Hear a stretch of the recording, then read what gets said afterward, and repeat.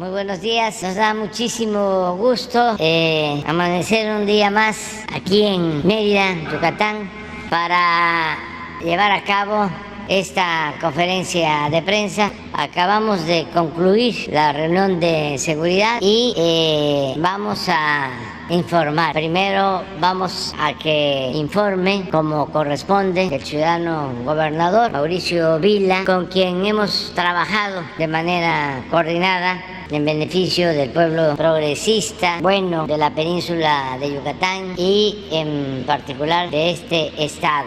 También va a participar el general Luis Crescencio Sandoval informando sobre la situación de seguridad. Adelantamos que este es un estado ejemplar, modelo, porque es el estado con menos incidencia delictiva en nuestro país. Y posteriormente se va a dar una información general de todo el Tren Maya y en especial lo que se está haciendo en Yucatán. Está aquí con nosotros el director general de Fonatur, Javier May Rodríguez. Él va a informarnos y esa es básicamente la agenda. Nos acompaña el secretario de Gobernación, Adán Augusto López Hernández, el almirante José Rafael Ojeda Durán, Ricardo Mejía, subsecretario de Seguridad Pública, el general Luis Rodríguez Bucio, y somos todos. Y desde luego ustedes que forman parte de este diálogo circular y la gente que nos está viendo, que nos está escuchando. Pues entonces comenzamos, le damos la palabra a el gobernador Mauricio Vila. Gracias, señor presidente. Muy buenos días tengan todos ustedes. Primero que nada, presidente, darle la bienvenida a usted y a su gabinete a Yucatán. Nos da mucho gusto tenerle de vuelta. Y si me ayudan con la presentación. Siguiente, por favor. Sí, en Yucatán hemos basado nuestra estrategia de seguridad en 4 pilares principales. El primero, poder tener más y mejor estructura de videovigilancia, más tecnología, más y mejores condiciones laborales para nuestros cuerpos policíacos. Tercero, el impulso a las acciones de prevención del delito. Y cuarto, por supuesto, la coordinación con todos los órdenes de gobierno. ¿Cómo vamos en los principales indicadores? Si me ayudan con la siguiente, por favor. Siguiente. Pues hoy Yucatán, según los datos, es el primer lugar con la menor incidencia delictiva de todo el país. En el año 2022 ha habido una reducción importante en el primer semestre del 66%. Primer lugar con menos saqueos, 0 saqueos en lo que va del año. Primer lugar con menos víctimas de homicidios dolosos. Primer lugar con menos secuestros, 0 secuestros en lo que va del año. Y primer lugar con menos robos a vehículos. Siguiente, por favor. Los datos de la Encuesta Nacional de Victimización y Percepción de Seguridad Nacional del INEGI en el 2021 indican que tanto la Secretaría de Seguridad Pública de Yucatán como la Fiscalía General del Estado ocupan el primer lugar tanto en el índice de desempeño efectivo como en el índice de confianza de la ciudadanía. Ocupamos el segundo lugar con menos robos a casa habitación del país, segundo lugar con menos casos de extorsión. Siguiente, por favor. Primer lugar de población de 18 años y más que se considera viviendo segura en su entidad. Primer lugar de percepción de seguridad de las mujeres que viven en el estado. Primer lugar, según la encuesta del INEGI, de mayor confianza se tiene un gobierno estatal. Y el segundo lugar con menor percepción de corrupción de todo el país. La efectividad de la Policía Estatal investigadores del 95%. En estos momentos, octubre del 2022, se tienen 43 carpetas de investigación, 40 de homicidios, de los cuales 38 han sido aclarados, 2 están en proceso de integración las carpetas y 3 feminicidios, los cuales todos han sido aclarados. También comentar que la percepción del desempeño de la Policía Estatal, ocupamos el primer lugar también con la información del INEGI al mes de marzo del 2022 y que contamos con el número adecuado de policías de acuerdo al porcentaje que se tiene que tener por cada 1000 habitantes y ocupamos el tercer lugar en el país. Siguiente, por favor. ¿Cómo lo hemos hecho? Siguiente, pues nosotros al principio de la administración anunciamos el programa Yucatán Seguro, donde entre muchas otras cosas estamos pasando de tener alrededor de 2.200 cámaras de seguridad a casi 6.000, donde estamos cambiando nuestra tecnología de monitoreo de un C4 a un C5I, más arcos lectores de placas de 100 a 219, entre algunas otras cosas. Siguiente, por favor. Estas son las imágenes del nuevo centro de monitoreo que inauguramos en el mes de enero. Como les decía, cambiamos de una tecnología de un C4 a un C5I, y el centro de monitoreo, además de brindarnos más y mejores capacidades, también nos permite tener un crecimiento para los próximos 20, 25 años sin tener que invertir en más infraestructura de monitoreo. Siguiente, por favor. En lo que va de la administración, hemos contratado 350 nuevos elementos de la Secretaría de Seguridad Pública, hemos entregado más de 660 patrullas, el arrendamiento de un helicóptero, ambulancias, camiones de bomberos, y en este año 2022 le comentaba al presidente que esperemos a finales de noviembre, principios de diciembre, estar entregando 210 patrullas adicionales y 20 nuevas ambulancias. Siguiente. Para nosotros lo más importante en el tema de seguridad es nuestro capital humano, que es nuestra policía estatal, y en ese sentido pues nos da mucho orgullo decir que somos la única policía estatal de todo el país que le brinda las siguientes prestaciones a sus elementos, que es primero un salario por encima del promedio a nivel nacional. Ya anunciamos que en el año 2023 van a tener un incremento salarial del 10%, acceso a servicios de salud para ellos y su familia, y en casos de accidente o riesgo de trabajo en hospitales privados. Somos la única policía del país afiliada al Infonavit, y aquí, presidente, le quiero agradecer a usted y al director del Infonavit porque nos dieron todas las facilidades para que pudiéramos ser la primera policía.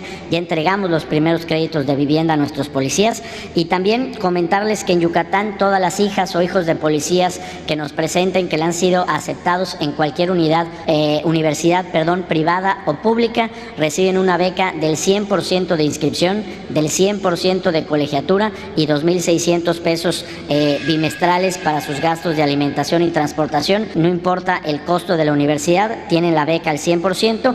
Y comentar también que la Academia de Policía está en un proceso de transformación para convertirse en la Universidad Policíaca de Yucatán, donde entre otras carreras vamos a estar enseñando el tema de ciberseguridad. Siguiente. Para nosotros es muy importante reconocer, ¿no?, a nuestro personal de seguridad y al personal sanitario, y hemos creado el Circuito Eres Ciudadanos, que es una ruta de transporte gratuita y exclusiva que pueden utilizar todos los elementos de la Policía Estatal, Municipal, los elementos del Ejército, la Marina, la Guardia Nacional, el personal de la Fiscalía del Estado y todos el personal médico de hospitales públicos y privados, además de bomberos y personal de protección civil. Siguiente. Le comentaba al presidente que precisamente el día de ayer estuvimos presentando la tarjeta Héroes Ciudadanos, donde más de 1,000 establecimientos en Yucatán van a estar brindando descuentos que pueden ir desde el 50% de descuento hacia otras facilidades, también para todos los personal de la Policía Estatal y Municipal,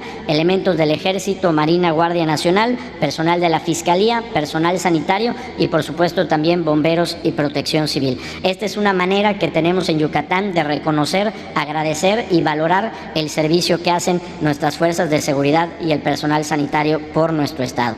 Por supuesto, el tema de la coordinación. Siguiente, por favor. Creo que se saltó una. Bueno, no, nos vamos a esto.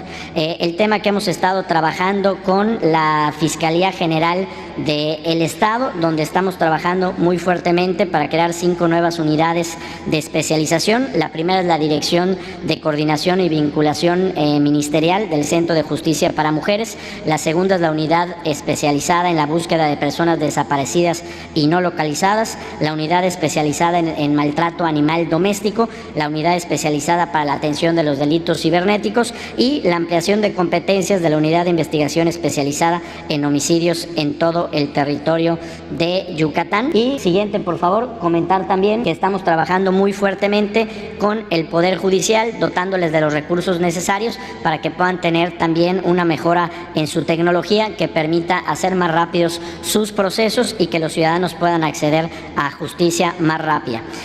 Comentarles también que estamos en ese mismo proceso en la Fiscalía del Estado, en un proyecto que se llama Fiscalía Digital, donde también esperamos que los tiempos de atención, los tiempos que el ciudadano tarde en poner una denuncia, se vean reducidos drásticamente. Siguiente, por favor. Por supuesto, la participación del gobierno del Estado en las mesas de construcción de La Paz, donde estamos trabajando en las reuniones que se convocan todos los días, siempre representación del gobierno del estado. Siguiente, por favor. El trabajo que estamos realizando de manera coordinada, los operativos que se hacen de manera coordinada entre los 3 órdenes de gobierno en Yucatán, valoramos, reconocemos y agradecemos la presencia del Ejército, de la Marina y la Guardia Nacional, que sin duda son un pilar y un baluarte para tener los índices de seguridad con los que contamos aquí en Yucatán, trabajando de manera coordinada. Siguiente, por favor. Por supuesto, también el apoyo y la colaboración en la vigilancia del tramo 3 y 4 del Tren Maya. Nosotros, el Tren Maya es una obra que apoyamos aquí en Yucatán porque estamos convencidos que el poder tener un medio de transporte rápido y eficiente que nos permita traer parte de los millones de turistas que llegan al estado de Quintana Roo, por supuesto que es una obra que nos genera empleo y nos genera desarrollo económico y más turismo una vez que esté concluida. Siguiente, por favor. Platicar un poquito de lo que hemos estado haciendo para fortalecer la salud en conjunto con el gobierno federal. Si me ayudan con la siguiente. Pues aquí agradecer al presidente y al almirante secretario Ojeda porque estamos trabajando de manera conjunta en la construcción de un nuevo hospital naval en Progreso, donde con recursos federales y también con una participación estatal que el año pasado fue de 30 millones de pesos y que en el próximo año será de 50 millones de pesos. Esperamos concluir a finales de este año, según lo que platiqué el día de ayer con el almirante Ojeda, este hospital. Y la buena noticia es que este hospital naval, pues además de atender al personal de esa dependencia, también va a estar atendiendo a toda la población de Progreso, a toda la población civil, con lo cual vamos a ver pues mejorados los servicios de salud en ese importante puerto del estado. Siguiente, por favor.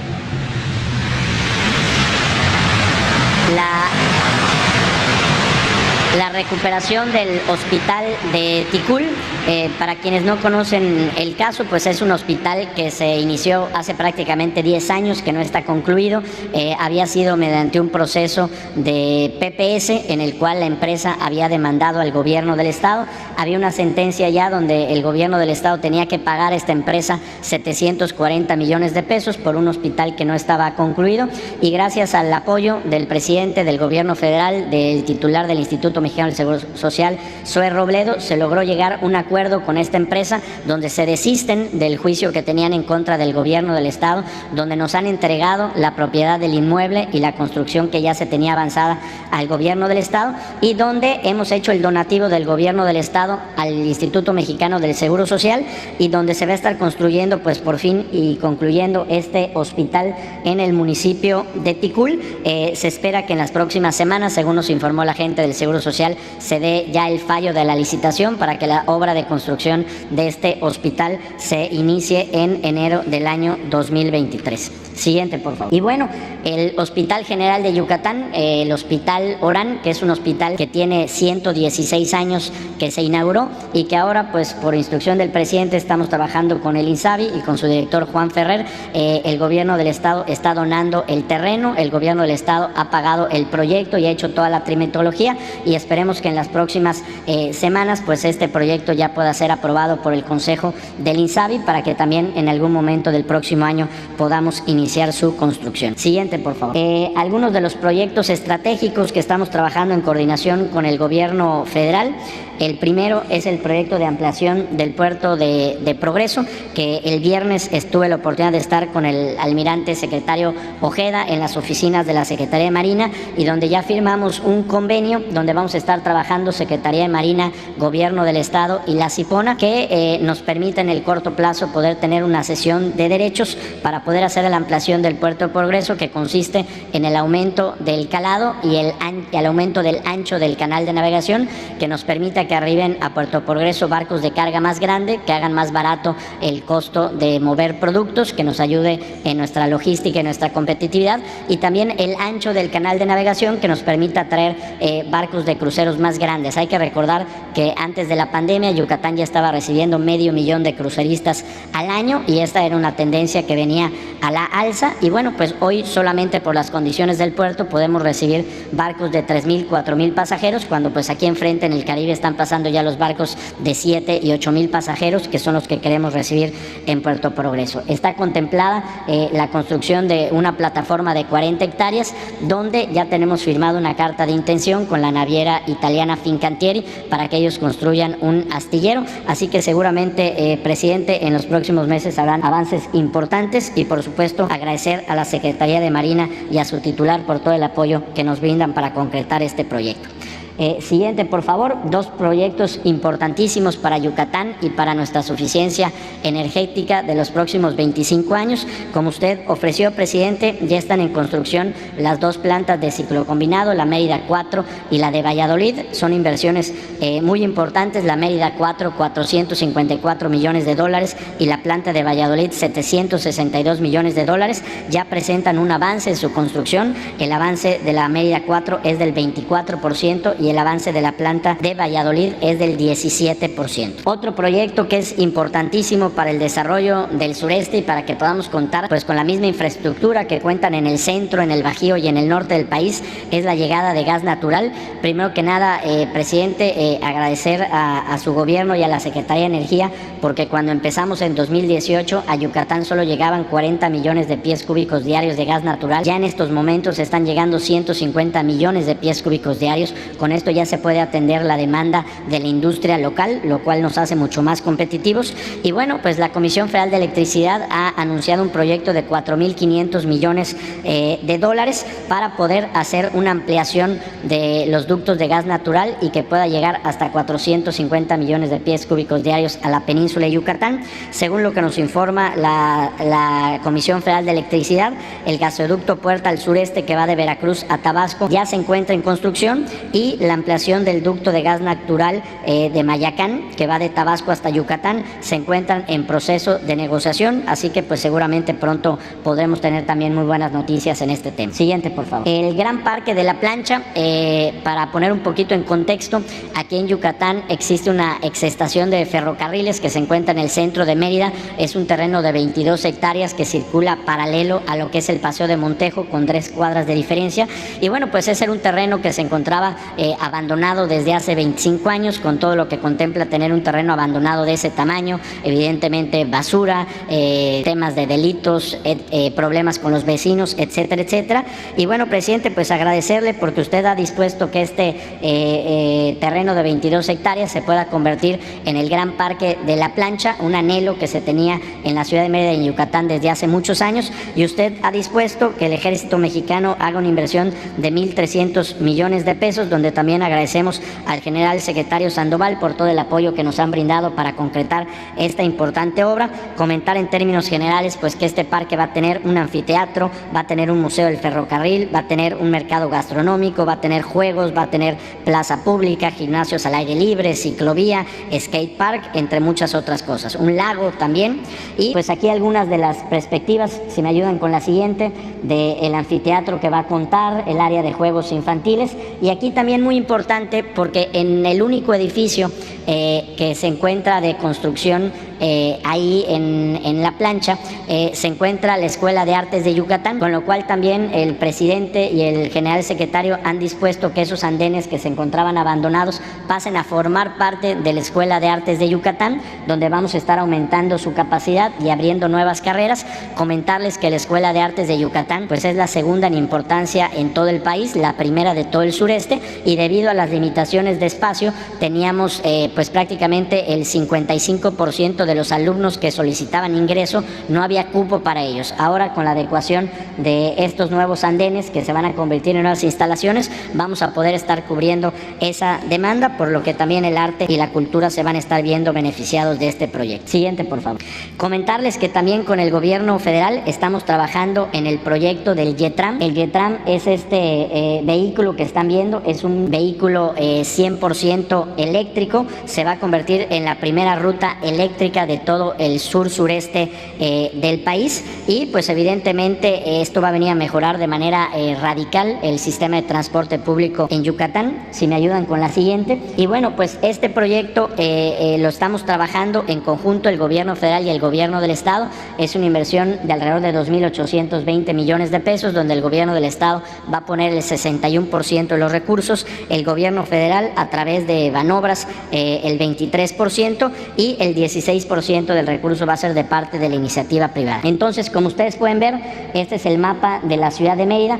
Existen 2 municipios del área metropolitana, Umán y Canacín, que son los que todos los días meten más gente a la ciudad de Mérida. Y bueno, pues aquí lo conjugamos con el proyecto del Tren Maya, porque este vehículo es el que va a estar trayendo a los pasajeros del Tren Maya de las estaciones de Umán y de la estación de Tella, que son las más cercanas a la ciudad de Mérida, son las que van a estar trayendo a los pasajeros del Tren Maya, pero por supuesto también que pues ahora sí que nos cayó de muy buena manera, porque también los municipios de Canacín y Umán y todos los ciudadanos se van a poder estar beneficiando de estas rutas que van a estar atravesando prácticamente toda la ciudad de norte a sur y de oriente a poniente. Y por cierto, la estación principal va a estar en el Parque de la Plancha. Entonces pues los pasajeros del Tren Maya van a poder llegar en el Yetram al Parque de la Plancha. Los pasajeros que lleguen a Umán y quieran llegar al aeropuerto de la ciudad de Mérida también podrán conectar, y pues la verdad que un proyecto muy importante, el único proyecto de este tipo en toda Latinoamérica.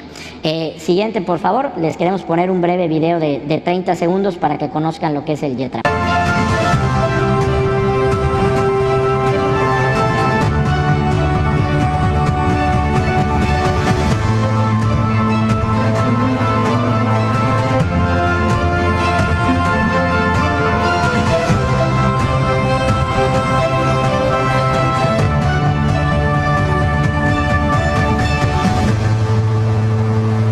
Transformemos Yucatán, Gobierno del Estado. Pues, presidente, eso sería lo que tenemos que informar. Agradecer de nueva cuenta el trabajo coordinado que estamos realizando en Yucatán entre su gobierno y el gobierno del Estado de Yucatán con los municipios.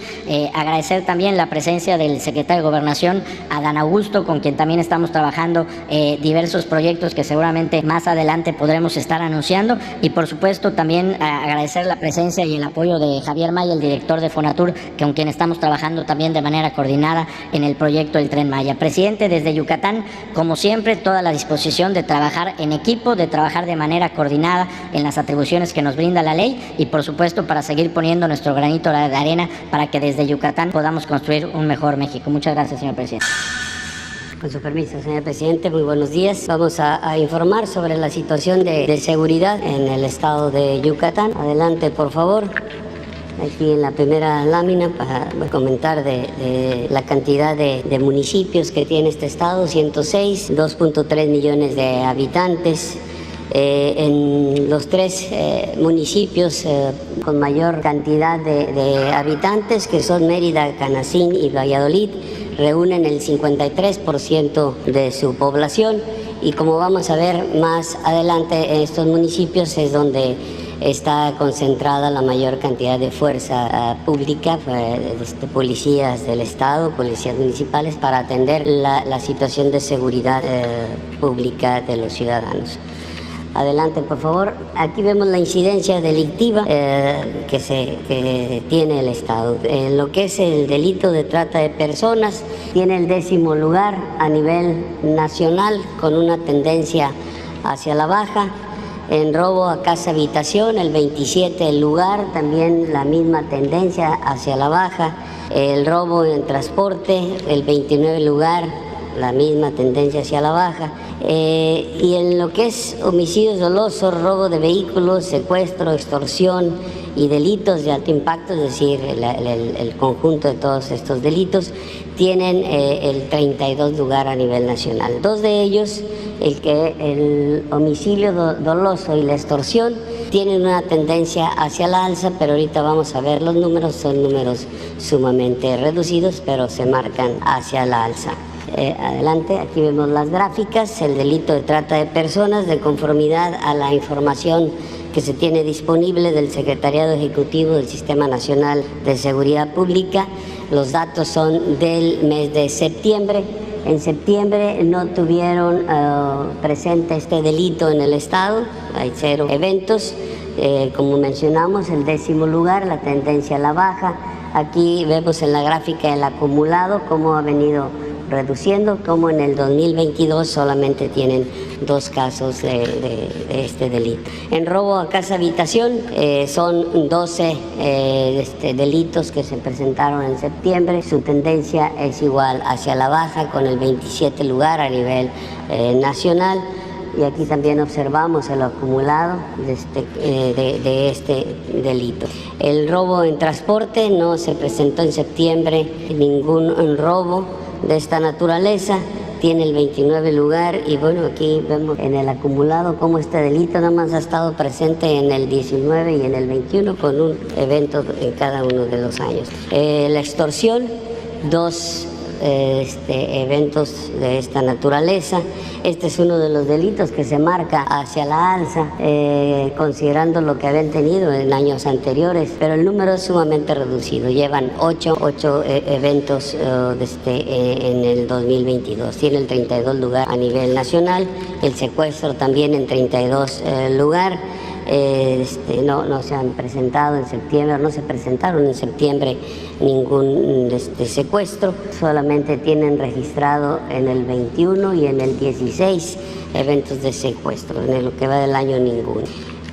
Adelante, por favor. En el robo de vehículos, 4 delitos de esta naturaleza.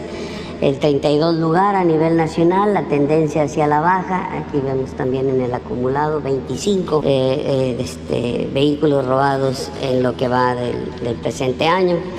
En homicidios dolosos tiene el 32 lugar, tiene 3 homicidios en el mes de septiembre. Este es el otro delito que está marcado hacia la alza, pero los números también son reducidos, 31 homicidios en lo que va del 2022. En el total de delitos de impacto, ya sumados todos estos delitos que normalmente se analizan en lo que es la situación de seguridad de los estados, bueno, tiene 76 en septiembre, tiene el 32 lugar a nivel nacional y su tendencia de igual manera es hacia la baja. En la cantidad de homicidios dolosos por entidad federativa en lo que va de la administración y hasta septiembre, que es el último dato que tenemos, el estado está en 32 lugar con 161 homicidios. La media nacional está en 3.399 homicidios. Y esos homicidios dolosos por cada 100.000 habitantes, también durante la administración y hasta septiembre, pues la entidad mantiene el 32 lugar con 7 homicidios por cada 100.000 habitantes. Sin embargo, los municipios donde hay una mayor incidencia delictiva en lo que es homicidios dolosos, robos de vehículos y narcomenudeo, son 4 de ellos: Mérida, Tizimín, Canacín y Progreso, que son también los municipios que tienen una mayor cantidad de población. Entre estos 4 reúnen el 83% de estos delitos, aunque, repito, son números muy reducidos. En cuanto a efectivos de seguridad pública, se tienen a nivel del Estado 4.807 elementos policías estatales, de ellos 4.274 son los operativos, son los que están en contacto con la ciudadanía, son los que generan esa condición de seguridad que se observa en el Estado. Y de la Policía Municipal, 3.559 policías, de ellos 3.318 operativos, para un total de 7.592 elementos operativos para poder atender la seguridad pública en Yucatán. De conformidad a los promedios que se manejan en la ONU en cuanto a la cantidad de policías en relación con los habitantes, pues tiene un superávit del 29% aquí el estado de Yucatán. Y los municipios con mayor presencia policial, y lo vemos en la lámina: Mérida, Valladolid, Tizimín, Progreso y Motul, que coincide con lo que ya mencionábamos de los delitos o los municipios donde se presentan la mayor cantidad de delitos. En cuanto a fuerzas de seguridad federales, tiene el Estado aquí la presencia de 2.875 elementos del Ejército y Fuerza Aérea, y de ellos 2.579 son operativos. De la Secretaría de Marina, 880 en total, de ellos 704 operativos. La Guardia Nacional, 1.075, de ellos 968 operativos, para hacer un total de 4.830 elementos y de ellos 4.251 operativos que de manera coordinada trabajan con las policías estatales y municipales para hacer un total de 11.843 elementos trabajando en el territorio yucateco. Esta fuerza trabaja en las coordinaciones regionales, que son 4 en las que se divide el Estado, 4 coordinaciones regionales de la Guardia Nacional, en donde se realizan estas actividades generando la seguridad en el Estado. En cuanto a la construcción de las compañías de la Guardia Nacional, en el 2021 se terminó la construcción de la compañía que está en Tecash. Tenemos en construcción ahorita la de Motul, y hay 3 instalaciones del Ejército, 3 instalaciones que fueron cedidas a la Guardia Nacional para tener un total de 5 compañías que cubren el Estado. En cuanto a recursos federales y estatales en materia de seguridad pública en el presente año, en lo que corresponde al Fondo de Aportaciones para la Seguridad Pública, son 229.5 millones de pesos que dispone el Estado, y en lo que es el fortalecimiento de los municipios y demarcaciones territoriales, 1.722.3 millones de pesos. En el ámbito de búsqueda y rescate se han presentado 32 eventos en los que han participado 26 elementos de las Fuerzas Armadas y de la Guardia Nacional, asistiendo a 29 personas. Y finalmente, en lo que corresponde al Plan Marina, al Plan de la Guardia Nacional y el Plan de N3 de auxilio a la población, han sido atendidos 74 eventos, se han beneficiado a más de 97,000 personas. Los efectivos que han participado en estos 74 eventos son 2.936 efectivos del Ejército y Fuerza Aérea con 231 vehículos. Del Plan Marina, 881 efectivos con 23 vehículos, de la Guardia Nacional 2.665 con 145 vehículos, atendiendo principalmente huracanes, lluvias fuertes, incendios forestales, urbanos, accidentes vehiculares, explosiones. Esa es la manera en que hemos auxiliado a la población, lo que es las Fuerzas Armadas y la Guardia Nacional. Es todo, señor presidente. Muchas gracias. Con su permiso, señor presidente, saludo al gobernador Mauricio Vila, a mis compañeros de gabinete, a los medios de comunicación y al pueblo que sigue esta conferencia. Continuamos trabajando para llevar adelante la gran obra que es el Tren Maya, para que en el sureste mexicano haya desarrollo con justicia. Son 1.554 kilómetros de vía que pasarán por Chiapas, Tabasco, Campeche, Yucatán y Quintana Roo. En estos 5 estados, el tren cruzará 40 municipios y 180 localidades. Se trabaja en 7 tramos, con la participación en obra de 4 consorcios y la Secretaría de la Defensa Nacional, además del consorcio que fabrica los trenes y construye las cocheras y los talleres. A lo largo de la ruta del tren habrá 20 estaciones y 14 paraderos que ya se están construyendo. Ya comenzó la fabricación de los 42 trenes, que serán modernos, cómodos, seguros y amigables con el medio ambiente, porque la mayoría tendrá un sistema híbrido, es decir, que podrán usar energía eléctrica para reducir emisiones contaminantes, o diésel de tipo VA, que es un combustible más limpio, con menor contenido de azufre. Pero no nada más el tren va a usar este combustible, sino que en toda la península y para el uso de la industria también se va a proveer. Esa es una aportación que Pemex hace para la contribución del medio ambiente en el sur-sureste. Los 42 trenes sumarán 219 vagones y en la ruta contarán con 6 cocheras y 3 talleres para resguardo y reparación y mantenimiento. También habrá 8 bases de mantenimiento de vía. Los trenes se fabrican con tecnología de última generación por manos mexicanas en Ciudad Sagún, en el estado de Hidalgo, con lo que se están generando más de 11,000 empleos. La fabricación inició en septiembre de este año y en noviembre se tendrá la primera caja terminada, y el primer tren se entregará el 9 de julio del 2023 para el inicio de las pruebas de rodamiento en los talleres de Cancún, Quintana Roo. El Tren Maya ofrecerá servicio a pasajeros locales, turistas y transporte de carga. Con el Tren Maya habrá un sistema de comunicación para todas y todos. Se reducirá el tiempo de traslado.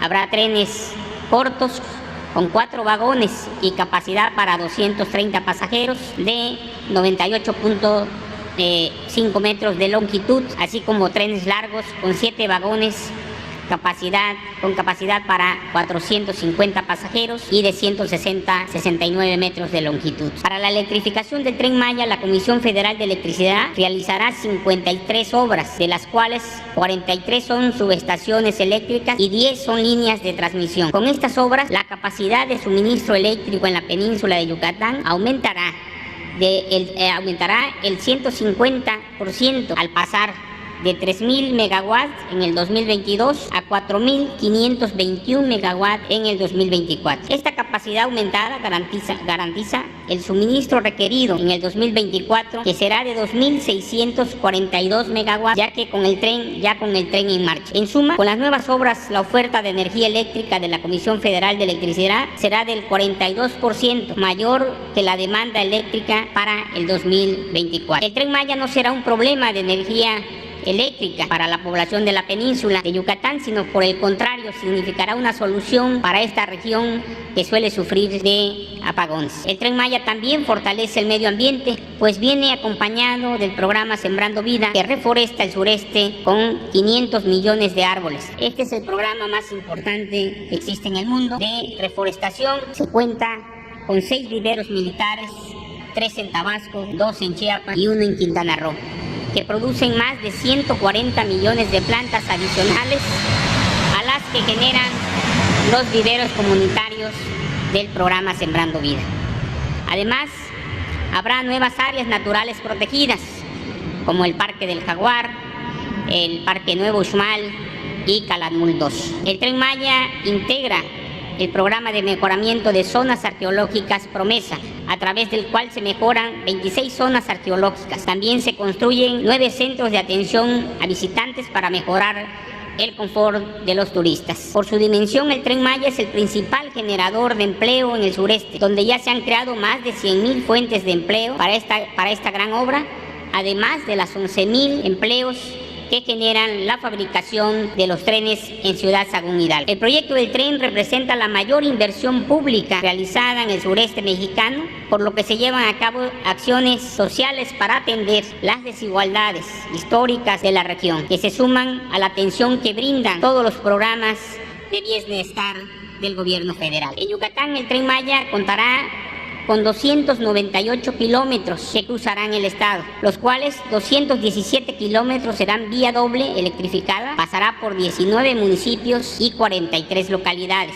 El Tren Maya tendrá en Yucatán 4 estaciones, 3 paraderos, 2 bases de mantenimiento y un taller y cochera, así como 2 subestaciones eléctricas nuevas para generar la energía requerida para la población y la operación del transporte férreo. Como parte del Tren Maya, en Yucatán se construyen 115 obras complementarias, entre viaductos, puentes, pasos de faunas, pasos vehiculares. También se mejoran en Yucatán 4 zonas arqueológicas. Habrá 2 nuevos museos y se moderniza la autopista Mérida-Cancún. En su total tiene 194 kilómetros que corresponden al estado de Yucatán. Informo también que ya se trabaja en los proyectos para las construcciones de los hoteles del Tren Maya. Presidente, todo el trabajo se ha realizado en coordinación con las secretarías, instituciones del gobierno federal, así como de autoridades estatales y locales. El compromiso que tenemos, señor presidente, mantenemos el compromiso de que esta obra, el Tren Maya, será inaugurado en diciembre del 2023. Es cuando dejamos un video.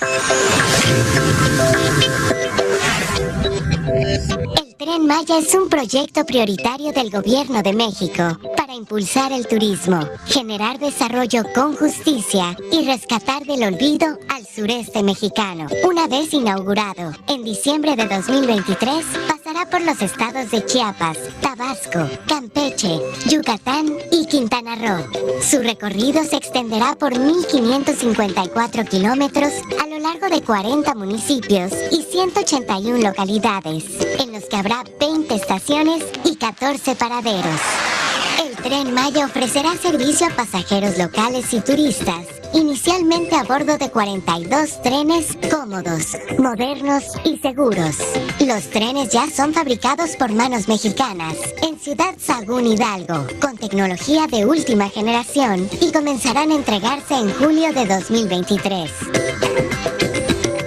Para cuidar el medio ambiente, los trenes contarán con sistema híbrido y podrán operar con energía eléctrica y diésel, lo que contribuirá a reducir emisiones contaminantes. En el sureste, por donde circulará el Tren Maya, habrá más de 10,000 hectáreas de nuevas áreas naturales protegidas y una reforestación histórica con 500 millones de árboles del programa Sembrando Vida. A lo largo de la vía férrea habrá pasos de fauna para cuidar y proteger los ecosistemas donde abunda la vida. El Tren Maya es una obra responsable con la naturaleza y también protege el patrimonio arqueológico. Por ello se mejoran 26 zonas arqueológicas y se construyen centros de atención a visitantes para enriquecer la experiencia de quienes se acerquen a la cultura maya.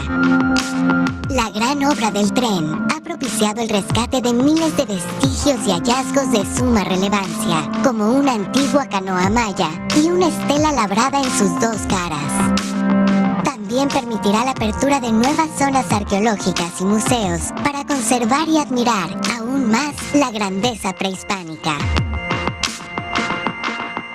Cada tramo del Tren Maya se construye con la participación del pueblo, por lo que es la obra con más diálogo y acuerdos en la historia de México.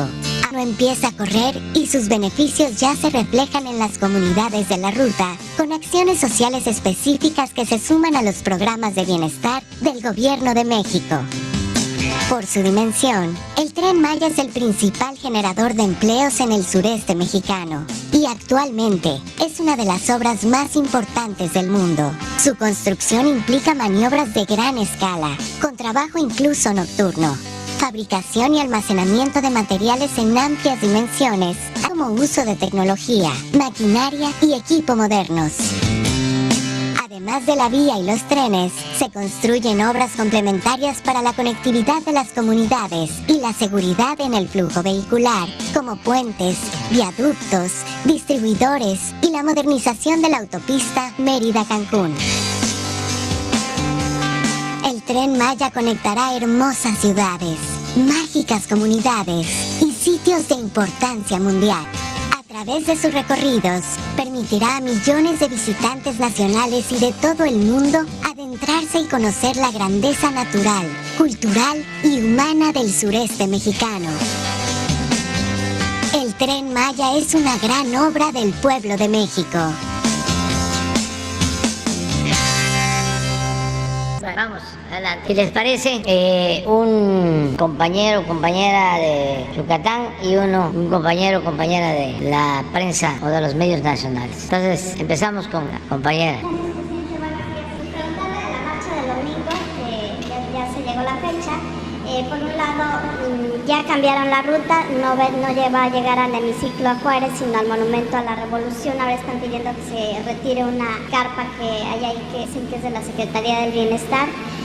Si esto se podría hacer, si es en efecto del gobierno federal. Y preguntarle qué opina de que sea José Woldenberg el único orador en esta protesta como presidente del IFE, el primer presidente del IFE que hubo. Y en un segundo plano también relacionado, ¿qué tan irreductible es la posición que ustedes tienen en cuanto a la reforma electoral? Es decir, ¿habría algunos puntos que se podrían cambiar, otros que no? Por supuesto, pues la gente estaría de acuerdo seguramente en que se reduzca el financiamiento a los partidos. ¿Qué tanto se puede modificar esta iniciativa que usted envió? Bueno, dar todas las facilidades para esta manifestación. Si no van al Zócalo y han decidido marchar hacia el Monumento a la Revolución, ahí se van a dar también todas las facilidades. Es un derecho que tenemos los ciudadanos de manifestación que costó mucho conseguir a lo largo de nuestra historia, porque pues no se permitía la libre manifestación de las ideas ni el libre tránsito para expresar protestas durante siglos. Eso es un derecho conquistado por movimientos sociales, por movimientos democráticos. Y la libertad, pues, no se implora, la libertad se conquista. Nosotros venimos de la oposición y sabemos lo que es el que bloqueen plazas, el que prohíban hacer manifestaciones. Aquí en Ticul, que no tiene nada que ver con la situación actual, no en Ticul, en Motul.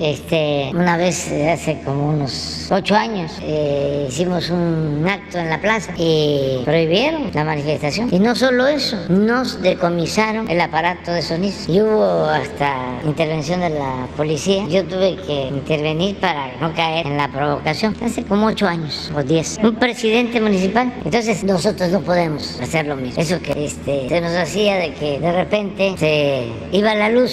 Aquí en Mérida, un gobernador, que no voy a mencionar porque ya falleció, nos mandó a tirar huevos. Convocamos a una reunión, Arnaldo Córdoba, José Agustín Ortiz Pinquet, que está enfermito y que deseo que salga adelante. Y no recuerdo quién más. Y de repente llegan al salón unas señoras con sus morrales atravesados y una encabezando, más otros, y me señalan y empiezan a sacar del morral huevos y a tirar huevos. Arnaldo y José Agustín pues se pegaron al rey, como iban sobre mí, me dejaron totalmente bañado con huevos. En Veracruz, lo mismo.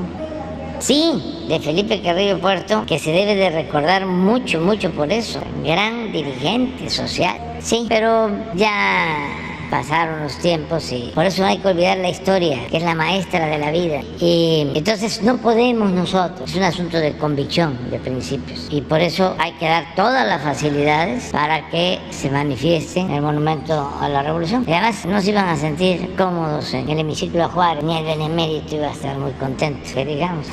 Entonces, ahí está bien la revolución y que puedan manifestarse. No es ninguna novedad que Woldenberg sea el orador. Forma parte del grupo, es como el maestro político de Lorenzo Córdoba y de todo ese grupo. Y pues yo sostengo que hace falta la reforma electoral porque se gasta mucho en la organización de las elecciones. 20,000 millones de pesos. ¿Cuánto tiene de presupuesto Yucatán al año? 40, la mitad de lo que tiene de presupuesto Yucatán. Es el país en donde cuesta más hacer elecciones de todo el mundo.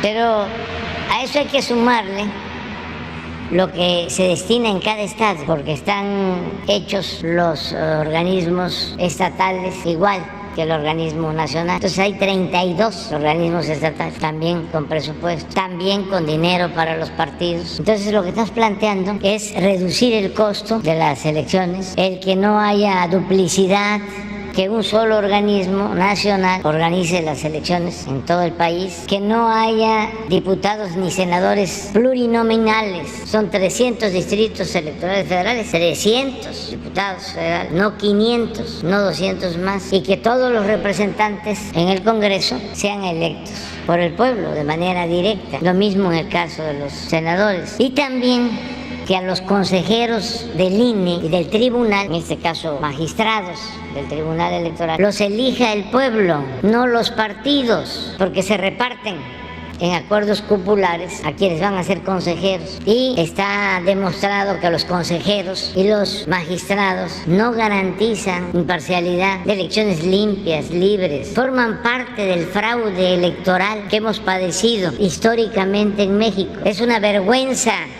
que México sea de los países con más fraudes electorales en la historia. Cuando nos robaron la presidencia en el 2006, entre muchas cosas, llega la protesta legal, la impugnación hasta el Tribunal Electoral. Y una magistrada sostiene ante el hecho de que habían menos boletas que los que supuestamente habían votado, porque se daban los dos casos. Votaban hasta más de los empadronados, votaban hasta los difuntos. Pero también, como se va marcando quién participa, al final no aparecen las boletas, o son menos que los que fueron a votar. ¿Qué creen que fue el argumento, si se puede decir de esa manera, o la excusa de la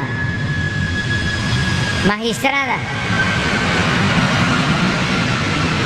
de que muchos jóvenes llegaban a votar, les entregaban las boletas y en vez de depositarlas, se las guardaban y se las llevaban para tenerlas de recuerdo. Esto que les estoy diciendo es verídico, se puede probar, está en los medios y de ahí en adelante. ¿No han visto un video? A ver si lo consigues, en donde están contando votos.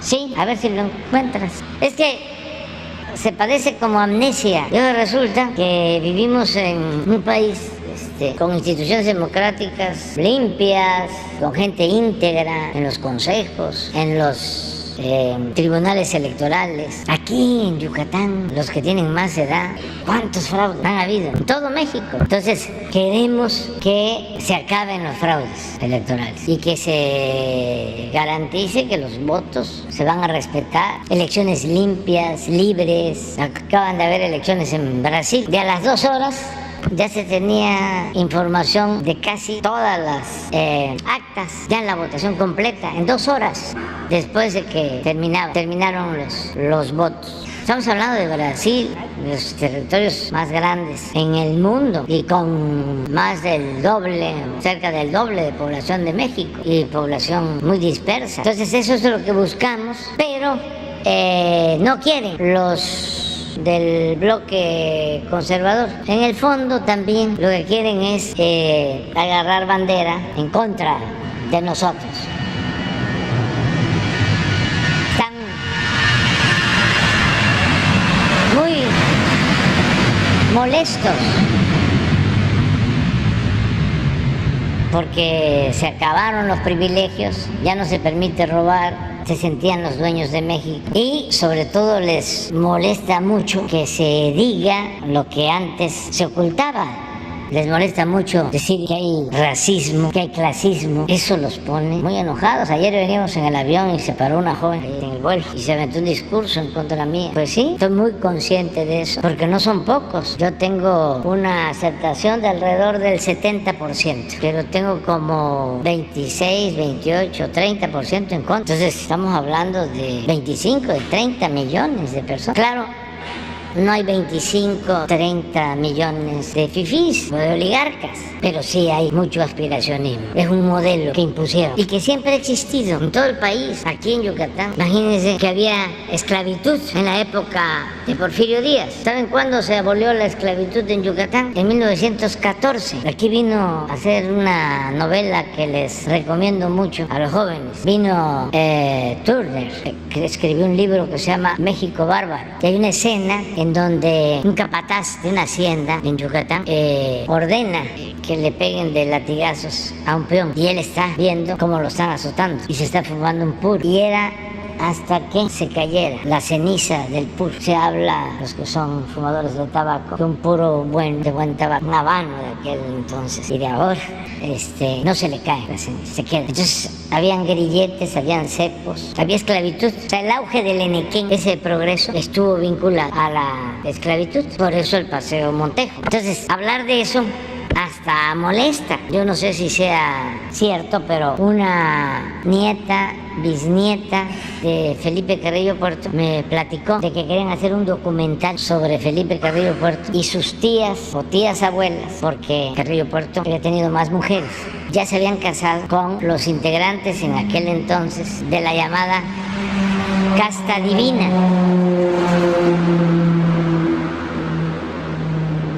Y cuando ella quiso, porque trabaja, ahora seguramente va a responder si es cierto o no. Cuando quiso ver a sus tías o a sus tías abuelas para recoger los testimonios, no quisieron, ya no querían saber nada, porque el avance del conservadurismo era predominante. Afortunadamente fueron otros tiempos y ahora ya no hay esclavitud, hay libertades, hay democracia y hay progreso con justicia en Yucatán. Pero eso es lo que pasa, el que se sienten desplazados, los que antes se creían los dueños de México. Y es una estructura, al igual que el porfiriato. Son los hacendados, ahora son oligarcas, banqueros, dueños de las grandes empresas. El que encabeza este movimiento, Claudio X González, pues viene de ahí. Su papá, cuando no era presidente del Consejo Coordinador Empresarial, era presidente de la Coparmex o de la Asociación de, antes se llamaba Hombres de Negocios y ahora se llama Consejo Mexicano de Negocios, pero una especie de, lo dije, ¿no?, de Fidel Velázquez, del finado Fidel Velázquez, pero del sector empresarial. Él encabeza, y luego pues están los científicos, que son como los intelectuales orgánicos de ahora, Goldenberg, Aguilar Camín, Krause, etcétera, etcétera, Roger Bartra. No, son muchísimos. Y los medios. En el Porfiriato, a todos los medios los tenían apergollados. Por eso se tuvieron que ir los Flores Magón a hacer el periódico Regeneración a Estados Unidos. Y eran muy pocos los periódicos independientes. Aquí había un periódico democrático durante el periodo maderista, que era de Carlos, se llamaba, ¿no? Era el abuelo Menéndez, abuelo de los dueños del Diario de Yucatán y de mi amigo Mario, de Por Esto, que ahí están los dos todavía, Diario Yucatán y Por Esto. Pero el abuelo fue revolucionario, maderista, buen periodista, pero eran muy pocos, muy pocos. Entonces ahora igual. El otro día me reclamaba alguien de que dije que de 10 articulistas, 95 estaban en contra de nosotros. Me dijo, no, 99. Y es cierto, entra en la llamada prensa nacional también, porque hasta eso, en los estados hay más libertad, menos control. Pero en la Ciudad de México, prensa escrita, radio, televisión, todo. Ya van a ver la cobertura del domingo. Igual que cuando nosotros nos manifestamos. Pero bueno, así es esto. Yo celebro que haya estas manifestaciones por dos razones. Primero, porque se demuestra que vivimos en un país democrático y se garantiza el derecho a disentir. Y segundo, porque se quitan máscaras, se combate la simulación. Hay definiciones. Es que lo que más afecta, acuérdense que en México había mucha simulación. Habían hasta partidos paleros, hasta hace poco, para simular de que había democracia. Entonces, en el periodo neoliberal se habló mucho de la sociedad civil, de los independientes, de los que no tenían partido, que incluso repudiaban a los partidos. Puro choro, mareador. Y ahora no. Ahí van a estar agarrados de la mano todos. Y eso es muy bueno, porque mediatiza la simulación. No ayuda. Son tiempos de definiciones. Y yo lo tengo muy claro. Le ofrezco disculpas para los que no piensen de la misma manera. Además, no tenemos por qué pensar todos de la misma forma. Eso sí es dictadura. Pero yo pienso de que se está llevando a cabo una transformación en México y que hay dos agrupamientos y dos proyectos distintos y contrapuestos en nación. Y veo a mis adversarios con todo respeto. Juárez decía, los reaccionarios también son mexicanos, desde luego, pero somos distintos. A ellos los mueve el interés por el dinero. Ese es su verdadero Dios. Nada más que son muy hipócritas. Y son, repito, racistas, clasistas, aspiracionistas. Se creen superiores, sabiondos. Son también déspotas. Son de los que maltratan a sus trabajadores. Van a un restaurante y en vez de llamar al mesero, le hacen... esas cosas, ¿no? Y muchos vienen de abajo, pero se vuelven ladinos, se desclasan, olvidan sus orígenes. A veces esos son hasta peores. Es como los que vienen de la izquierda y luego se pasan al conservadurismo, como Roger Bartra, que era miembro distinguido del Partido Comunista, además buen intelectual. En mis tiempos, él y Semo hacían una revista que se llamaba Historia y Sociedad, que era de lectura obligada. Director del periódico del Partido Comunista, El Machete, y de repente lo convence Krause y ahora está en contra de nosotros, pero abiertamente. Entonces sí somos distintos y no solo es México, es el mundo, y eso ha sido la historia. Y hay dos grandes corrientes de pensamiento en la historia del mundo, liberales y conservadores. Y bueno, por el lado del liberalismo, que comunismo, que socialismo, que populismo, pero es el tronco, el liberalismo. Y por el lado del conservadurismo, pues el capitalismo, el fascismo, el neoliberalismo, pero el tronco es el conservadurismo. Por eso cuando hablan de neoliberalismo en México, ¿qué es neoporfirismo?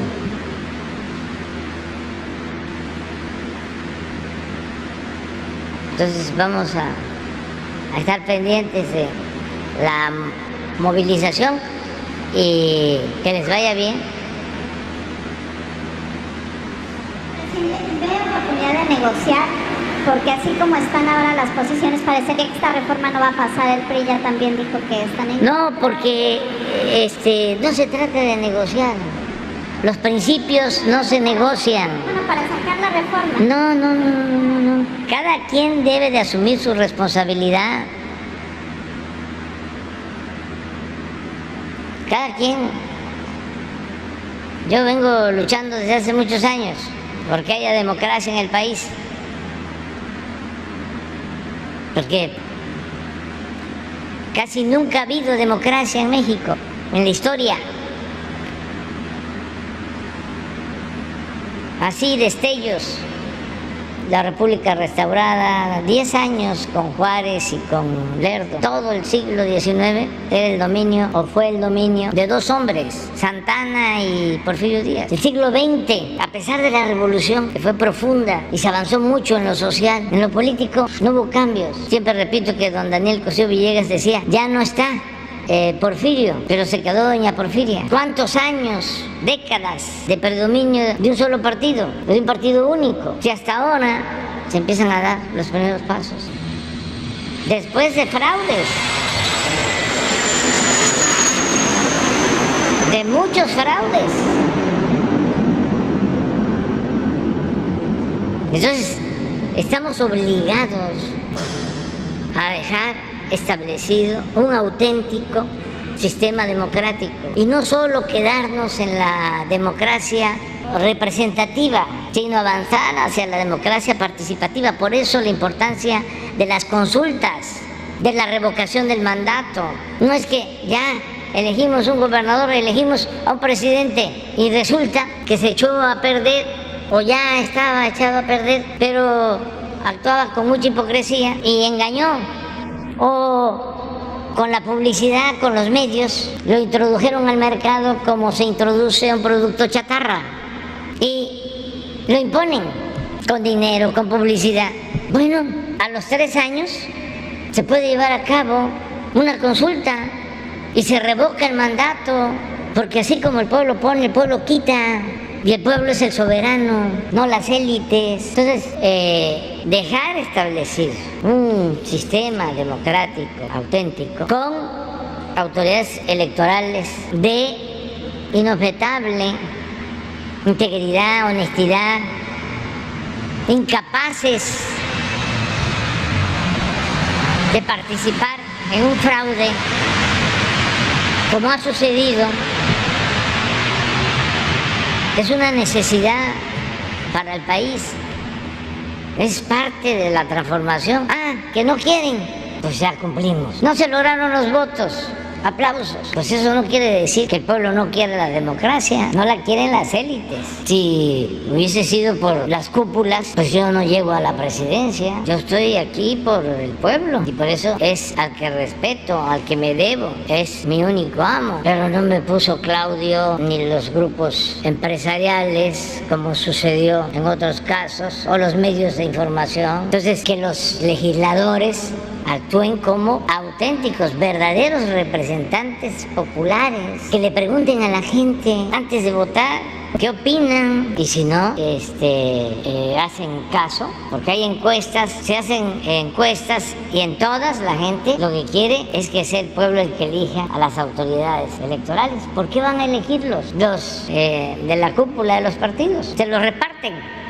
3 para ti, 3 para mí y 1 por allá o 2. Y ahí ven haciendo cada cosa en el consejo del INE, en el tribunal electoral. Pero la verdad no es quitar al INE. Usted me preguntabas de Goldenberg. Les comento que estaba yo llegando a dirigir un partido y estaba la negociación sobre una ley electoral. Ya les platiqué de cómo por nosotros logramos 2 cosas desde la oposición. Logramos muchas, pero una, el que por primera vez, como en 1996, que no hace mucho, se permitió a los partidos que transmitieran sus mensajes en televisión, porque ni pagando se podía entrar a la televisión. Se iba a una televisora y se decía, aquí tengo este mensaje, aun cuando fuese un mensaje fresa.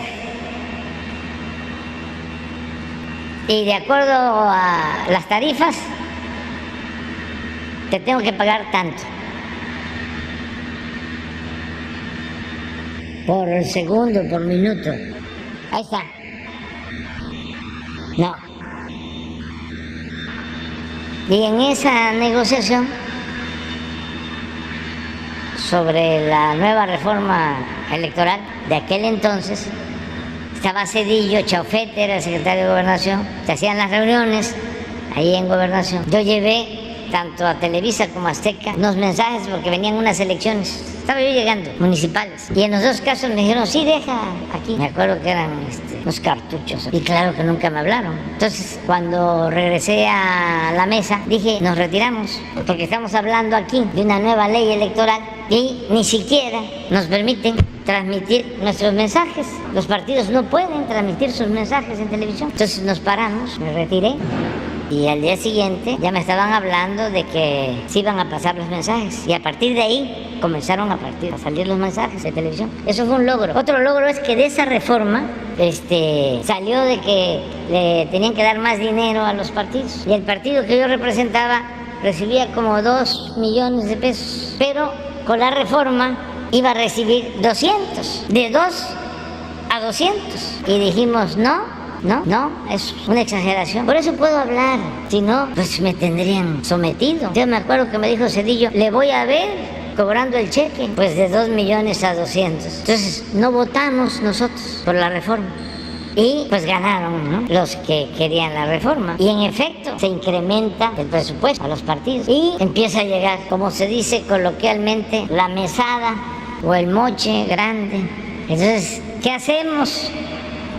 Ya no eran 2 millones al año, sino 200 al mes, pues como de aquellos con 15, 18 millones. Esto en el 1996, 97. Entonces decidimos, vamos a usar el dinero para crear un fideicomiso y darle becas a los niños de compañeros nuestros que habían sido asesinados, sobre todo durante el sexenio de Salinas de Gortari, muchos asesinados, luchando por la democracia, que habían quedado huérfanos en Michoacán, en Guerrero, después del 88. Entonces se creó un fideicomiso para ayudarlos, a las viudas. Lo segundo, casas para defender a migrantes en la frontera. Y lo tercero, entregar de manera gratuita los libros de secundaria, porque en ese entonces solo eran gratuitos los libros de primaria y donde gobernábamos se entregaban gratuitos los libros de secundaria. Entonces, molesto Zedillo dio la orden al secretario de Educación, señor de apellido Limón, Miguel Limón, para que se entregaran gratuitos todos los libros de secundaria en el país. Logros nuestros. Y cuando estábamos en la negociación, lo mismo, 2, 3 propuestas del PAN. Por cierto, los 2 que propuso el PAN en ese entonces ya son finados. Uno no, pero sí, no eran 3. O sea, Molinar, Orcasitas y Lujambio. Los 2 son finados. Y luego el PRI 2, Oñate, Santiago Oñate, sí, y Merino y una una investigadora Pechar, Jacqueline Pechar, y nosotros propusimos a un señor Cárdenas, que nos decían que era muy recto. El caso es que apenas se integró el consejo y se nos fue para el lado del gobierno. Y los dos que aguantaron, uno fue Cebadúa y el otro Cárdenas, Jaime.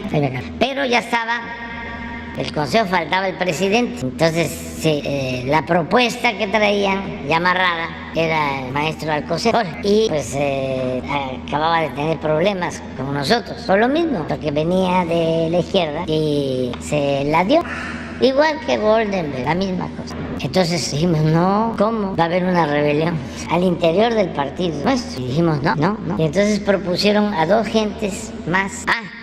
Como se tenía que ser propositivos, nosotros dijimos, este señor no, por esta situación, pero sí, aquí hay 20 que proponemos. Y de ahí salieron uno que fue director del Colegio de México, Andrés Lira, y había consenso, y se le habló y dijo, no acepto. Y luego un constitucionalista, también el hijo se llama igual, nada más que ya falleció, no recuerdo su nombre, muy famoso, buen abogado, Fixamudi, y no aceptó. O sea, ya van 3 y en el cuarto salió Golden, y ese sí dijo que sí. Esa es la historia. Pero ya nos pasamos del tiempo. Ahora Yucatán. ¿De lo qué? No, está interesante. Es que así quieren que sea ahora. El Estado de México, 2017. No hace mucho. A ver si se... 39, 40, 41, 42, 43, 44, 45, 46, 48, 49, 50, 52, 53, 54, 55, 56, 57, 79, 80, 81, 82, 83, 85, 86, 87, 88, 89, 91, 92, 93, 95, 96, 97, 98. Se pasó unos cuantos, pero no contaba bien, pero así pasaba y sigue pasando también, por eso hay que cuidar eso. Muy bien, de aquí de Yucatán, párense, ya, adelante. Le vamos a dejar, a ver si nos alcanza el tiempo, uno para el diario Yucatán y otro por esto, ¿no? Buenos días, presidente. Abraham Raz de Somos TV. Primera pregunta, enfocada a saber el motivo de su visita. La semana pasada ya lo tuvimos con el gobernador haciendo recorridos por las obras que se realizan en el estado. Tenerlo por segunda semana consecutiva. ¿A qué se debe el motivo de su visita? ¿Cuántos días va a estar aquí en el estado? Y si me permite le adelanto la segunda. Ayer el Banco de México pues anunció que se incrementaba un 10% la tasa de interés en los bancos. Esto, ¿de qué manera nos puede afectar a la ciudadanía? ¿Qué podríamos esperar? ¿Hay algún efecto quizá negativo? Sabemos que responde a problemas, digamos, ya a nivel internacional, pero ¿qué representa esto para la ciudadanía? Bueno, sí estuvimos. Estoy visitando la península de Yucatán cada 3 semanas. Y lo voy a hacer cada 2 por la supervisión del Tren Maya. Y ahora regresamos porque teníamos pendiente esta reunión.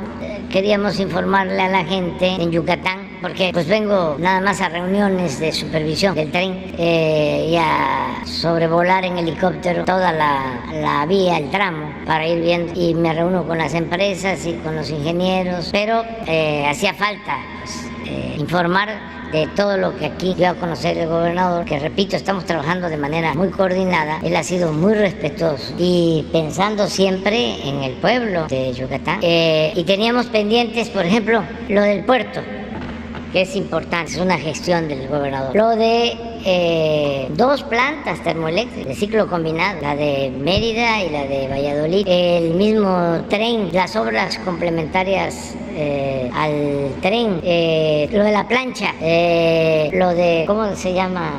Yetram, sí, que fue también un acuerdo, porque se debe saber que se le va a concesionar al gobierno de Yucatán todo el derecho de vía de Tella hasta la salida, donde va a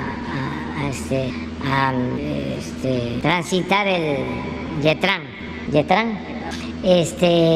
y muchas cosas pues que teníamos pendiente. En el caso de la plancha es una obra muy importante. El gobernador nos pidió que se ampliara la escuela de artes, que es una de las mejores del país, y se decidió hacerlo. Ahí viven muchas personas desde hace tiempo, y había la propuesta, porque pues el terreno es federal, había la propuesta de comprarles casas, ¿no?, en algún nuevo fraccionamiento, y el gobernador opinó que era mejor recolocarlos ahí, porque pues ahí tenían su vida por años y es gente mayor. Entonces todo eso lo hemos estado viendo, pero no se informaba o se informaba parcialmente. Entonces, y la seguridad, que es un reconocimiento al gobierno de Yucatán, al pueblo de Yucatán, a la cultura del pueblo de Yucatán, porque entre más cultura, en el sentido amplio del término cultura, que no es la cultura nada más una pintura de caballete o una escultura, ¿no?, o tocar muy bien el violín, sí, también, eso es importante, es arte, cultura, pero la cultura de Yucatán es algo excepcional, o sea, que viene de lejos, y está demostrado que entre más cultura se tiene, menos descomposición social hay, menos desintegración de las familias, la gente es más honesta, más respetuosa. Entonces,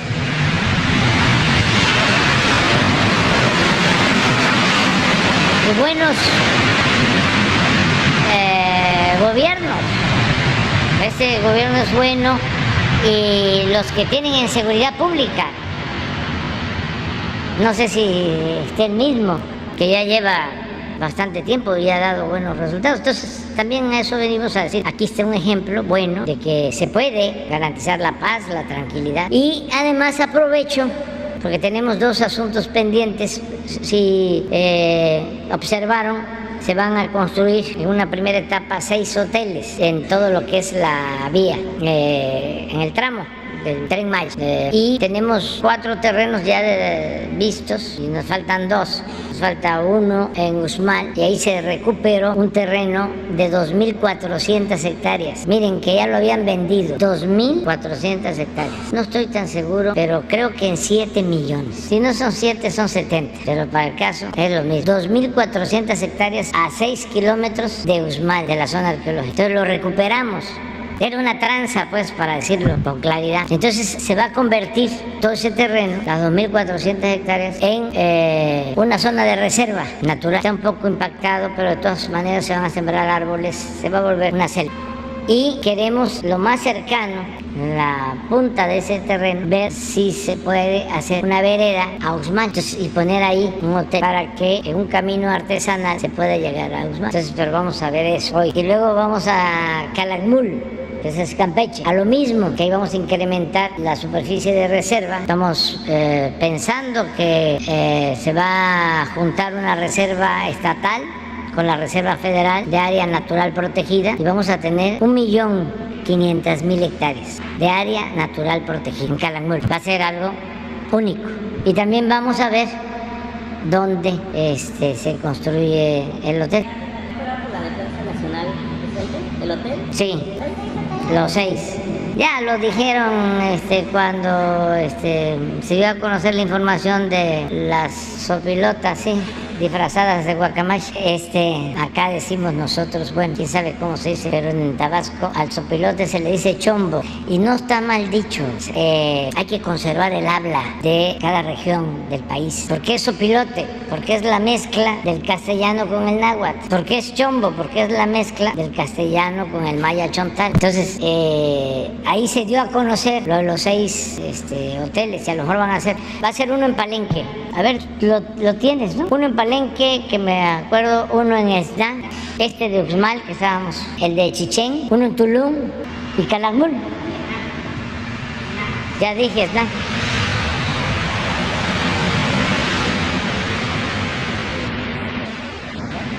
Y también voy a adelantarles algo.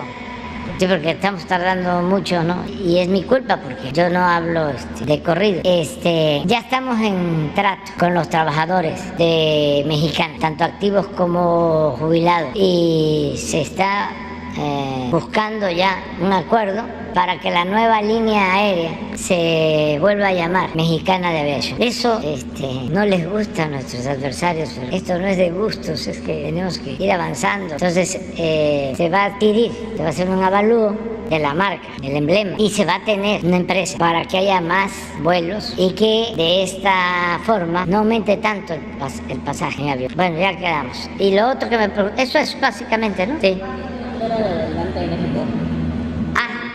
Sí, subió la tasa el Banco de México a 10 puntos.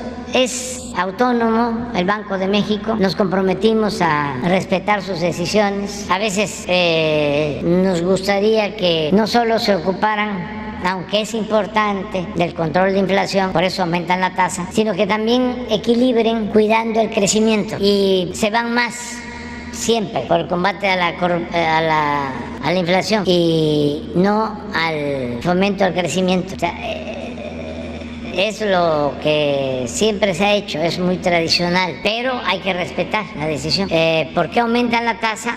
Porque de esa manera baja la inflación, nada más que se corre el riesgo de que se paralice la economía, de que no haya crecimiento económico, porque suben las tasas. Entonces, esto lo hacen en todo el mundo. Ojalá y tengamos una gráfica de lo que han aumentado las tasas últimamente en el mundo. En Brasil debe estar como 15 puntos, 18, y en todos lados está arriba. Y aquí se ha hecho bien, aunque es alta, pero se ha hecho gradualmente. En Estados Unidos yo siento que se demoraron en aumentarla y lo están haciendo así, muy rápido, aunque ya tiene efectos porque ayer dieron a conocer datos sobre inflación en Estados Unidos y ya 7.7, nosotros traemos 8.4, sí, y ellos estaban en 9.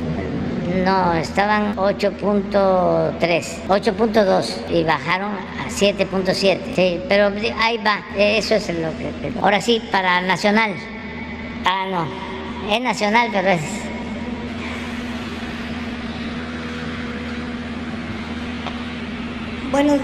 Buenos días, señor presidente. Buenos días, gobernador, miembros del gabinete. Eduardo Esquivel Ancona, SDP Noticias. Tengo dos preguntas, una nacional y otra local. Voy a empezar con la nacional. El mes pasado, el director del INSABI, en una comparecencia en la Cámara de Diputados, dijo que iba a prescindir del contrato con la UNOPS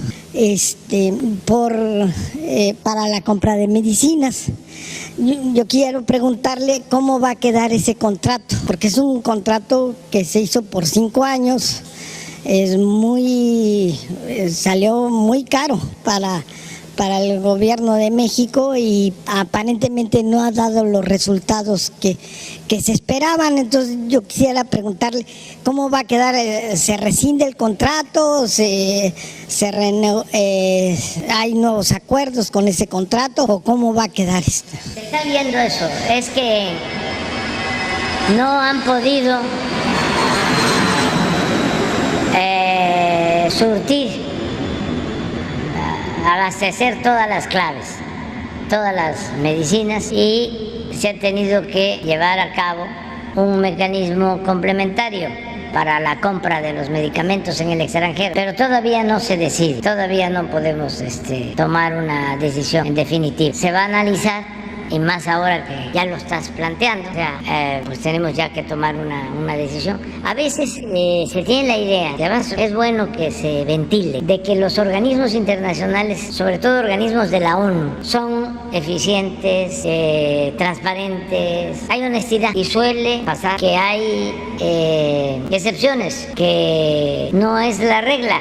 Lo vimos con el organismo encargado de el abasto de las vacunas.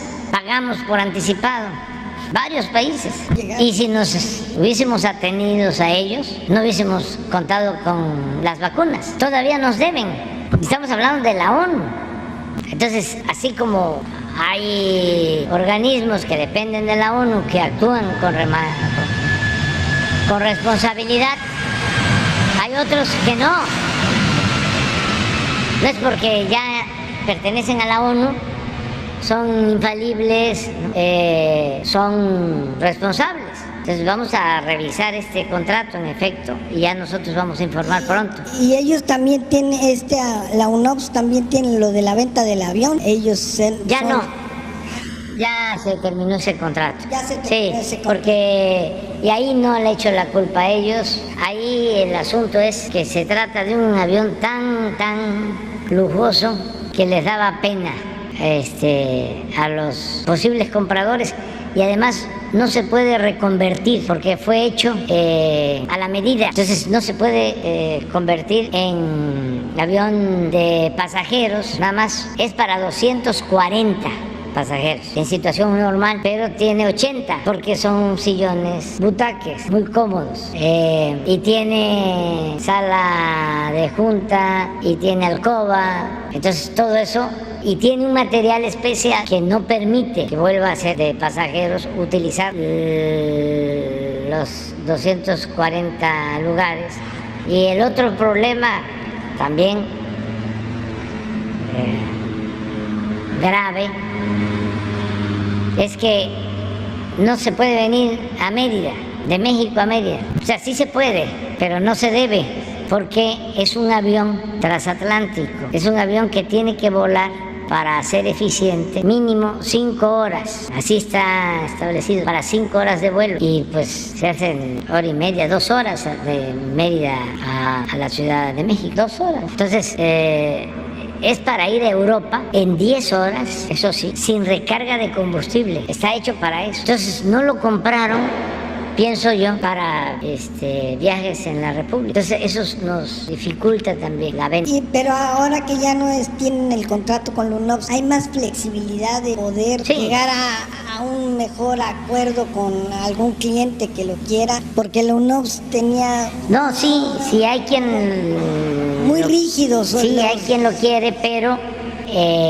están queriendo pagar menos y nosotros no podemos vender el avión abajo del avalúo. Ya tomamos la decisión, como va a haber la nueva línea aérea, se va a utilizar ese avión, se va a entregar a Mexicana de Aviación para viajes, especiales. Sí, pues, quieren ir a Europa, o otro continente, o también de la Ciudad de México a Tulum o a Cancún o a Los Cabos, aunque es un poco más, podría ser, y rentarlos para quienes quieren llevar a sus familias, sus trabajadores, como un premio a su desempeño. O sea, se rentaría de manera especial. Muchas gracias. En una segunda pregunta, y esto sí es para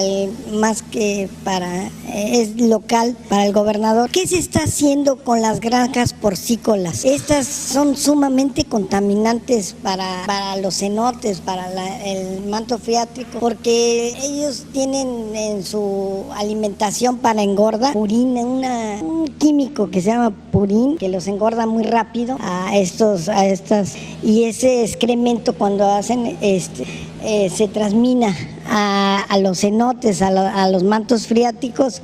Hay protestas en Jumún, la gente está en contra de una granja en Quequén. Me parece que la clausuraron, no sé si esté todavía clausurada, es la pregunta.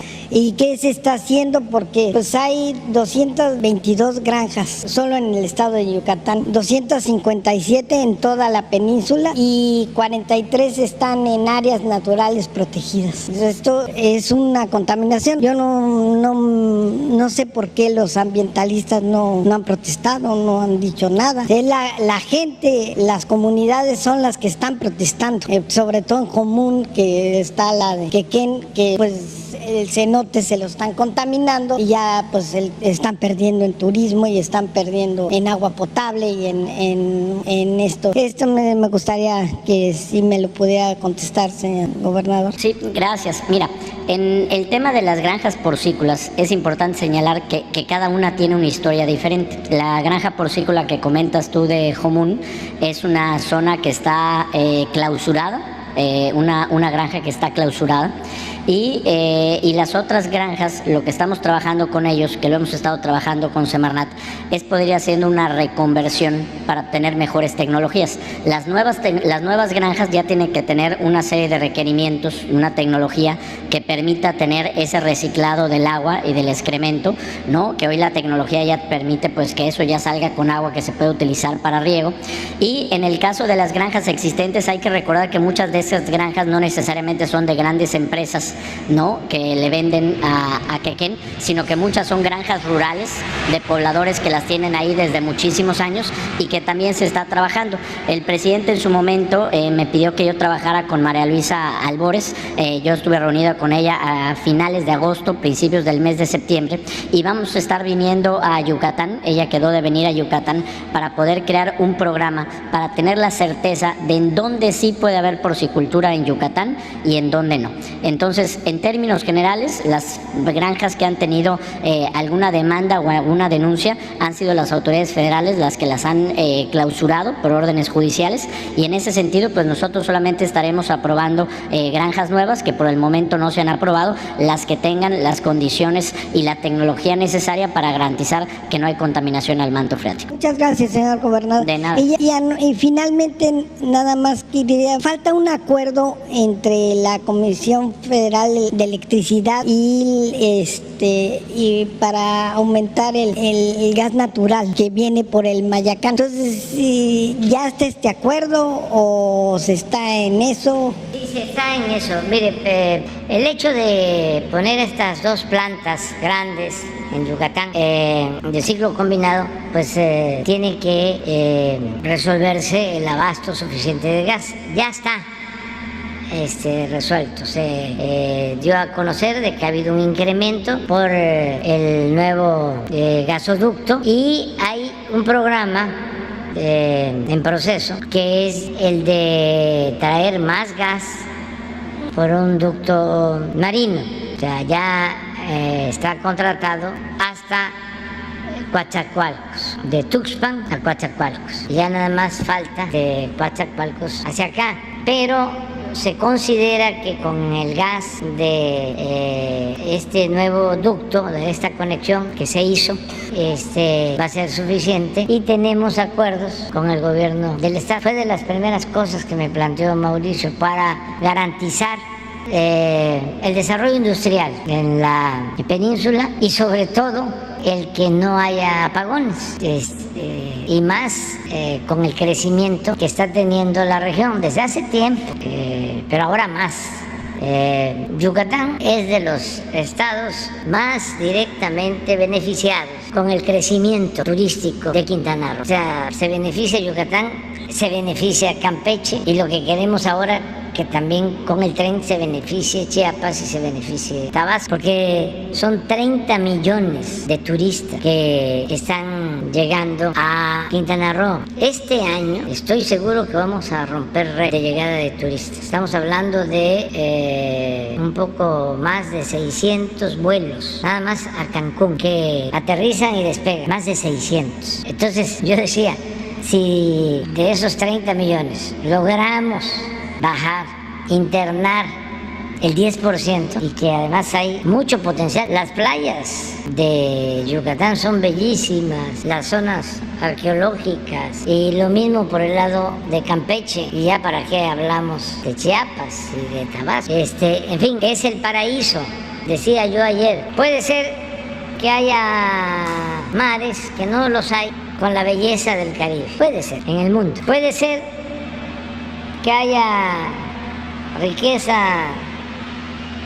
en flora, en fauna, en otras partes del mundo, como en el sureste, puede ser la Amazonas. Pero lo que no hay en ningún lugar del mundo es la riqueza arqueológica y cultural de todo lo que es la región maya. Y si se contemplara Guatemala y Honduras, y sí se puede además la integración, pero solo con los sitios arqueológicos de Tabasco, de Campeche, de Yucatán, de Chiapas, de Quintana Roo, no hay en el mundo nada así, nada. Entonces el plan es el desarrollo integral del sureste y es lo que estamos haciendo. Muy bien, vamos con, a ver, el diario Yucatán, ¿están aquí? ¿El diario? Ah, bien. Y se preparan por esto. Buenos días a todos. David Domínguez del diario. Señor, hemos visto que hay una buena coordinación, un tanto en lo político, hemos visto que hay buena coordinación entre su administración y la del señor gobernador. Incluso constantemente vemos que hay halagos mutuos del uno al otro. ¿Esto pudiese generar tal vez alguna alianza entre el PAN y Morena, por lo menos aquí en Yucatán, para las próximas elecciones? Y por otro lado, Yucatán ha destacado mucho, destaca en varios aspectos, principalmente la generación de empleos, obviamente en seguridad, todo. ¿Nos pudiese dar su opinión acerca de la administración del gobernador? Y por último, hasta hace poco mencionaba como presidenciable al señor gobernador. ¿Sigue pensando lo mismo? Es buen periódico todavía, el diario de Yucatán, con buenos periodistas. Hay muy buena coordinación con el gobernador de Yucatán. Por lo general, mantengo buena relación con todos los gobernadores. Hasta con el gobernador de Guanajuato, que es, desde mi visión, una gente buena, nada más que tiene circunstancias muy difíciles, pero él es respetuoso, es amable. Ahora el nuevo gobernador de Querétaro, Curi, también, y aquí en especial, muy buena relación con Mauricio, que ha sido respetuoso y nos entendemos porque lo que me plantea pues tiene que ver con el desarrollo y con el bienestar del pueblo de Yucatán, que dicho sea de paso, yo quiero mucho a la gente de Yucatán. Tengo mucha comunicación desde hace años, desde que estudié, maestros de Yucatán allá en mi pueblo. Acuérdense del ferrocarril del sureste. ¿Quién no va a saber de los más veteranos como yo del ferrocarril, por dónde pasaba?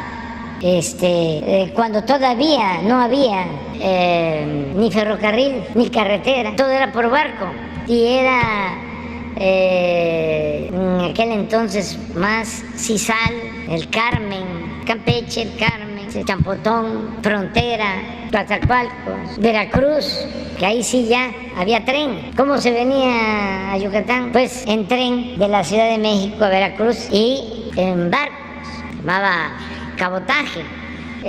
Un cambio que yo siempre considero sorprendente, que hay que cuidar, nada más que no haya contaminación, es lo de el avance en la industria porcícola en Yucatán. Antes llevaban mercancías de Yucatán a Tabasco y traían cerdos porque no eran autosuficientes. En canoas, ese era el comercio, en Campeche con Yucatán. Entonces es una relación estrecha. Es más, hasta en los años 70, 80, venía uno por la carretera y traían cerdos de Michoacán. Implementaron una política aquí en Yucatán a partir de ese finado que me mandó a tirar huevos. Y había control, no se podía traer un sándwich, nada de carne. Se empezó a proteger, luego el puerto que se impulsó para traer alimentos, y empezaron las granjas.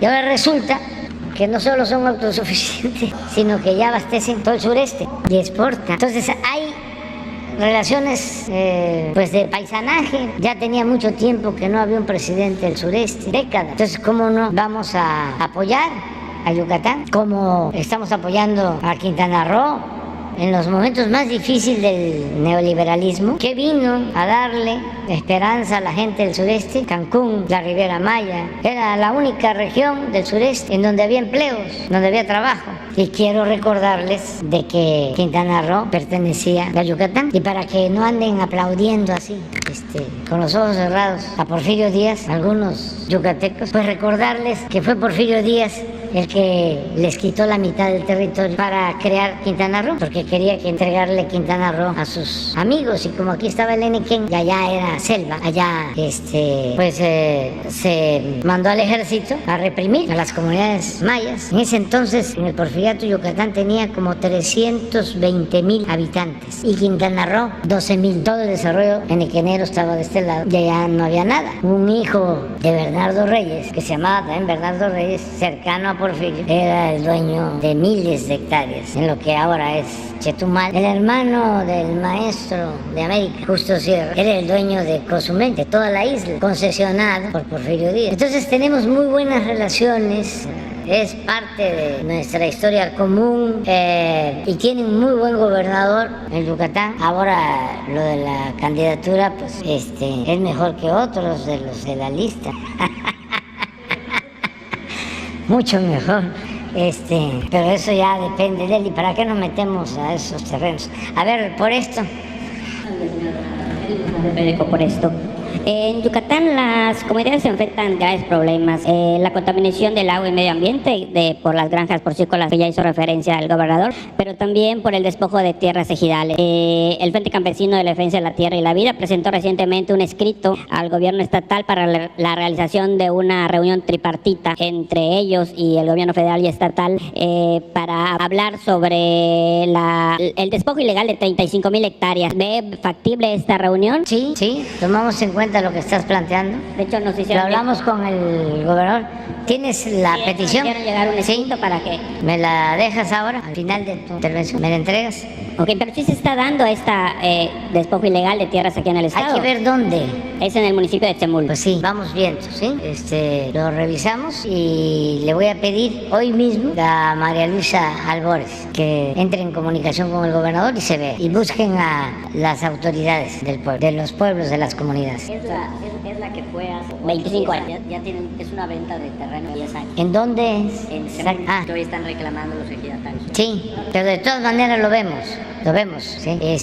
Y mi reconocimiento por esto, y un abrazo a mi hermano Mario. Y les voy a decir, entre otras cosas, de que, bueno, primero, que fue de los pocos periódicos del país que se cuentan con los dedos de una mano, los puedo mencionar. Por esto, el Diario del Istmo, en un tiempo, si no me lo van a reclamar, Tabasco Hoy, el Noticias de Oaxaca, La Jornada, ya se me acabaron los dedos, los 5. Venía aquí y me daba hasta pena, porque mi hermano Mario, desde que llegaba yo, foto en el aeropuerto, y luego la segunda, la tercera, donde iba yo a los pueblos, hacía hasta fotos no truqueadas, sino ayudaba, porque una foto puede tomarse cuando está empezando un meeting o cuando está finalizando o cuando está en su apogeo. Pues él cuidaba que el meeting estuviese en su apogeo y sacaban la foto y desplegados. Le agradezco mucho y le deseo que se recupere, que salga adelante y además dio la pelea.